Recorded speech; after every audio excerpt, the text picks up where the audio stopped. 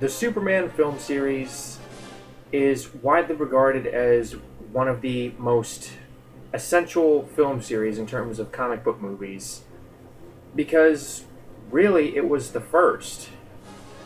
I mean, before Richard Donner and Mario Puzo and all of them came in to make this big budget comic book movie, there was really nothing like it up to that point. But really, this was the first one to not only throw this amount of money at this concept, but also it was the first one to really say, hey, we can take these characters from these works that are normally meant for kids or I mean, we can take these larger than life characters, Superman, Batman, Wonder Woman, all of them, and we can craft real stories around them, stories that really pull at your heartstrings, stories that can elicit genuine drama. I mean, really, the only example of a big budget comic book movie before this that I can think of is the Batman movie, and even that was really more of an extension of the 1960s TV show with Adam West, right down to using a lot of the same cast. Superman had nothing before it. Aside from a few TV serials, this was such an ambitious project, even before Richard Donner got on board. And in my opinion, it still really holds up. I mean, plot-wise, it's your standard Superman origin story. We all know the origin story of Superman. I mean, I think even people who are uninitiated in the realm of comic books and comic book superheroes can have some general idea of the origin story of Superman. I mean, the distant planet of Krypton explodes, and Jor-El sends his infant son Kal-El on an escape pod to the distant planet of Earth. Okay, and his alien biology gives young Kal-El all these cool powers: super strength, flight, heat vision, ice breath. I mean, all X-ray vision. All of these things to make him this Superman.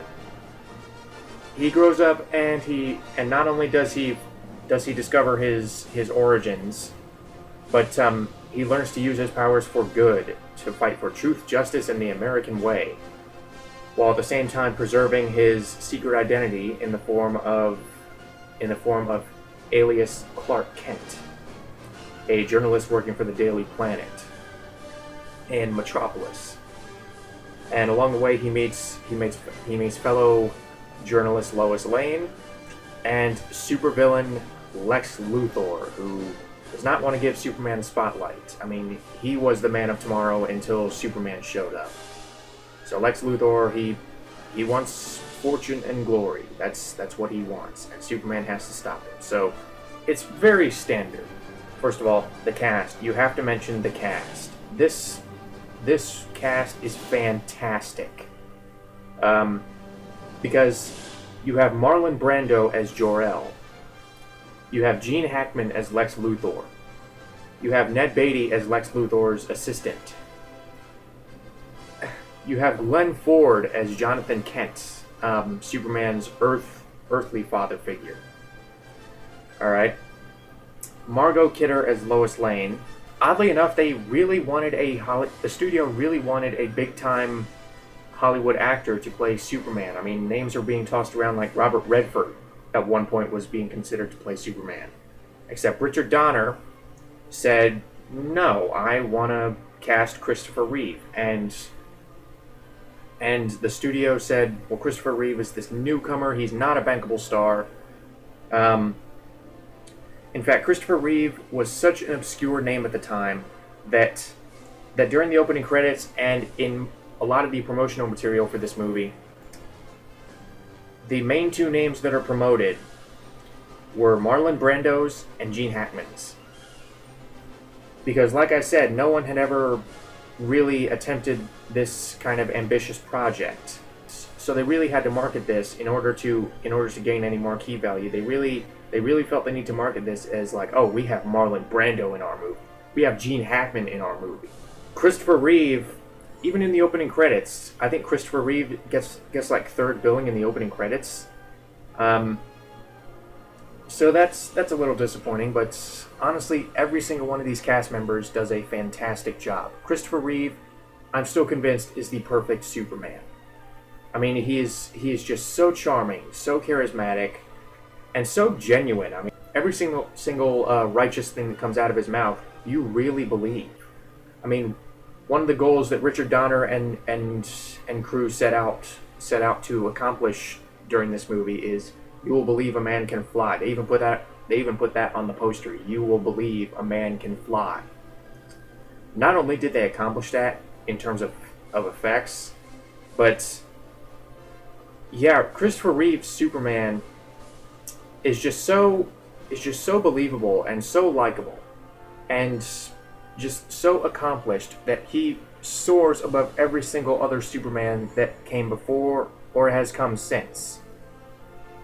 I mean, not to get too metaphorical or philosophical there, but yeah, I really believe that Christopher Reeve's Superman flies in more ways than one. He was as perfect as you could possibly get.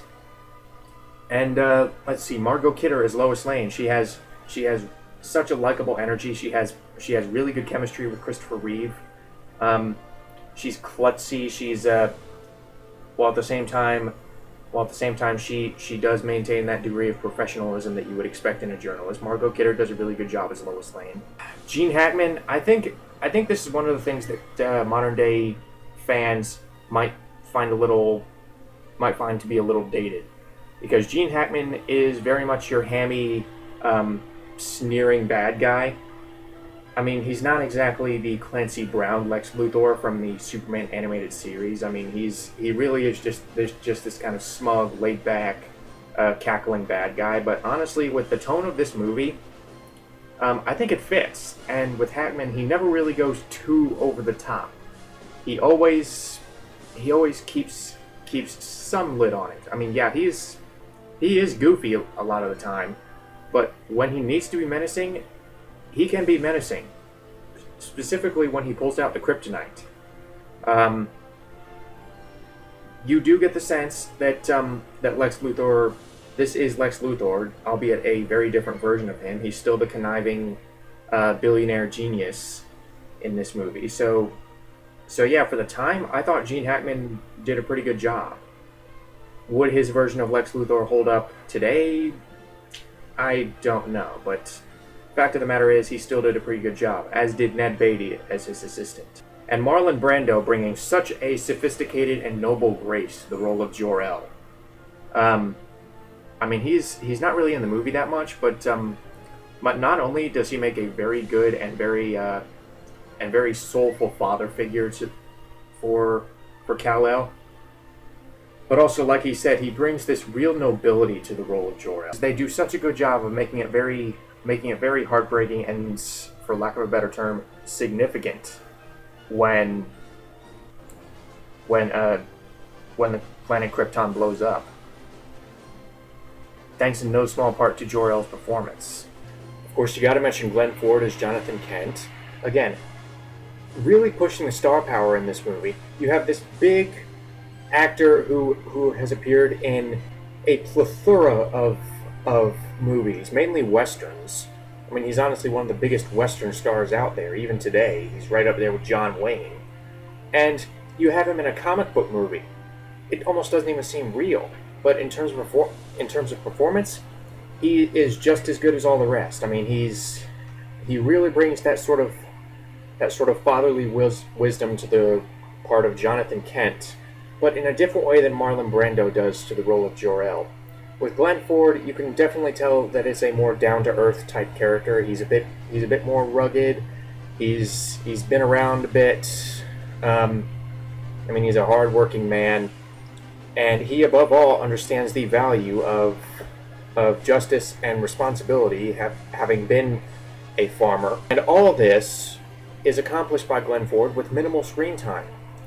It's actually really impressive, and I think it's a real testament to his acting.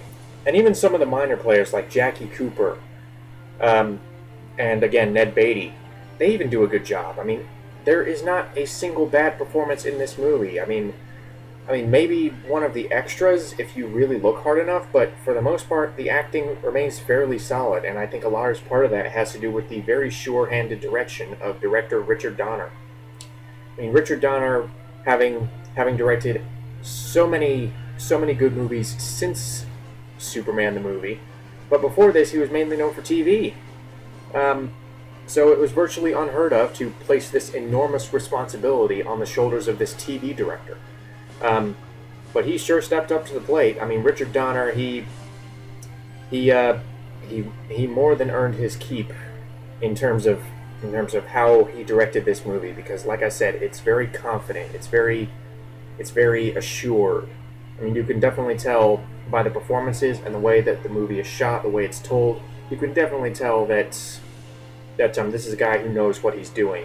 Who seems to have a firm grasp on things. And also, one thing I really like about this movie is that it really knows how much to reveal at any given time. I mean, you would think, like I said, this is an origin story, so you would think that it would be very long and boring. But the way that this is told and the excellent pacing, they reveal just enough to keep you interested, but at the same time never really playing all of their cards at once. I mean, the story progresses, in a linear fashion, but it never really feels rushed, and it never really feels too slow. So it's paced very well. Like I said, the direction is very good. And you can't talk about this movie without talking about the John Williams score. John Williams was not, oddly, the first choice to score this movie. Originally, they wanted Jerry Goldsmith. And while that would have been interesting, considering how great a composer Jerry Goldsmith was, the John Williams theme for Superman, along with all the other music in the movie, has just become so iconic and so ingrained in the pop culture that, honestly, I cannot imagine anyone else doing the music for this movie. It almost seems like the two go hand in hand. It is like the two go hand in hand. I mean, you can't really think about this movie without simultaneously thinking about the John Williams score. Once again highlighting how great a composer that John Williams is. I mean, the Superman theme is just the perfect upbeat tempo for Superman. It's very heroic. It has a lot of charm to it. So yeah, the Superman theme, I don't even have to say anything else about it. And the rest of the music is very good too. I mean, the goofy sort of that kind of follows Lex Luthor around. That's very fitting to the goofy antics of Lex Luthor. I mean, the love theme for Superman and Lois Lane is very nice to listen to. I mean, all of these elements come together very nicely to produce one heck of a movie. You can't really blame me for highlighting so many of the good aspects about this movie. However, someone might want me to talk about the Deus Ex Machina ending. Okay, well, as many filmgoers will know, Superman, toward the end of the movie, after discovering the death of Lois Lane, he flies around the world in a rage and reverses the Earth's rotation and turns back time. So he can foil Luthor's plot and save Lois. Okay, I don't even need to go into how many ways physically just this takes a dump all over the laws of nature. Oh my god, this is just so out there. And I'm not going to try and defend it or anything. I'm not. And it does feel like kind of a cheat. They have basically taken the ultimate plunge, as it were, because Lois Lane is dead. Superman has effectively lost. I mean, he won the battle, but he lost one of the people closest to him. Okay, so instead of rolling with that and continuing on to the next movie, they just decide, nope, I'm going to fly around the world and we're going to take it back. We made this really courageous move. We went a very dark route, and we just take it back. So on that note, it's kind of a cheat, but on the other hand, it does kind of call back to an earlier scene after the death of Jonathan Kent, where Clark says, all these things that I can do, all these powers, and I could not save him. So it does kind of call back to that, and him finally conquering the one obstacle that he's never been able to conquer. So on that note, it's satisfying, but that still does not excuse the plethora of plot holes, and just numerous other nonsensical aspects about this ending. But aside from that, the movie is just glorious. I don't mean to constantly keep praising this movie as if there's nothing wrong with it, because there are problems with it. Like I said, the ending leaves much to be desired. But really, when I look back at this movie, I don't really look back on the ending too much. I don't really look back on the negative aspects. Predominantly, I look back on the positive aspects. And I don't have to constantly remind myself, okay, well, this sucked, but this was pretty good. When I look back at this movie, I just naturally go to the good stuff, because it is a very good movie. It is, I would argue, a great movie. Not just for a comic book movie, but just a great movie. It has not become one of the most iconic films out there for nothing, because it really was a benchmark, and did eventually lead to the comic book movie renaissance that we have gotten in recent years. Because really, I think more than those that came before it, I think this really opened people's eyes to the idea that we can take these superheroes and make them relatable as people. So on that note, the acting is fantastic, the casting is out of this world, the direction is confident by a very competent director. The music is fantastic, like we all know by now. It's paced very well. The origin story itself is told expertly. And yeah, Superman the movie. If you have not seen it, I have to ask you why. And immediately follow that up with, please go watch it. Right now. You want to.